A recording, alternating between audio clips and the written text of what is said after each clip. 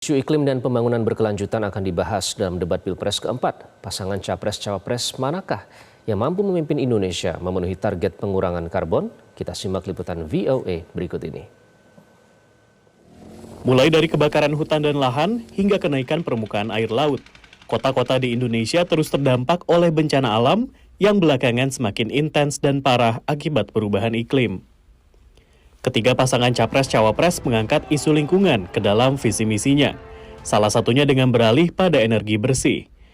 Pasangan Anies Muhaimin memiliki bahasan transisi energi yang detail, namun kontradiktif. Program lainnya ternyata dia mau meningkatkan eksploitasi fossil fuel di luar Jawa, di Sumatera, di Maluku dan sebagainya. Sementara pasangan Prabowo Gibran mengedepankan biofuel dari sawit. Justru akan menimbulkan persoalan baru lainnya, yaitu deforestasi. Bahkan bukan hanya deforestasi, jadi juga akan meningkatkan konflik agraria. Ganjar Mahfud ingin desa mandiri energi, tapi tidak membahas peran PLN. Pasangan 03 ini tidak mengadres bagaimana menyelesaikan persoalan di PLN sendiri. Aktivis pun sangsi melihat komitmen transisi energi Capres, terlebih semuanya memiliki pendukung atau orang dekat dari industri tambang. Memiliki konsekuensi terhadap para elit-elit partai mereka gitu ya. Apakah mereka memang benar-benar mau shifting dari industri ekstraktif? Transisi energi di Indonesia dipandang krusial, mengingat Indonesia adalah salah satu penghasil karbon terbesar dunia.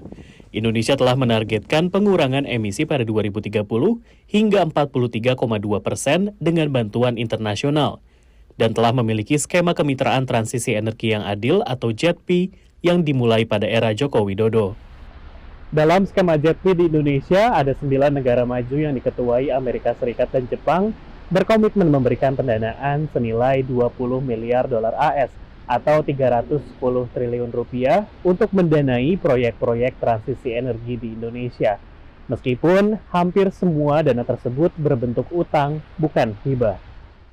Aktivis dan pengamat juga mencermati munculnya teknologi penangkapan dan penyimpanan karbon atau carbon capture and storage dalam debat Pilpres sebelumnya.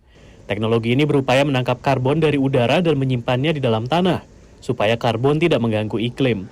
Namun teknologi ini dianggap tidak menyelesaikan akar masalah. Kita melihatnya bahwa CCS ini sebenarnya untuk memperpanjang usia penggunaan energi fosil. Perusahaan-perusahaan minyak besar AS seperti ExxonMobil dan Chevron tengah menelusuri kemungkinan investasi jutaan dolar dengan Pertamina untuk membangun teknologi tersebut di Indonesia. Aktivis mendesak pemerintah tidak terjebak solusi palsu dan fokus pada hutan sebagai penangkap karbon alami. Kita tuh punya gambut dan punya mangrove gitu loh. Dan ini adalah carbon capture paling murah di seluruh dunia dan gratis gitu. Dari Washington DC, Rio Tuasikal, VOA. Jelajahi cara baru mendapatkan informasi. Download Metro TV Extend sekarang.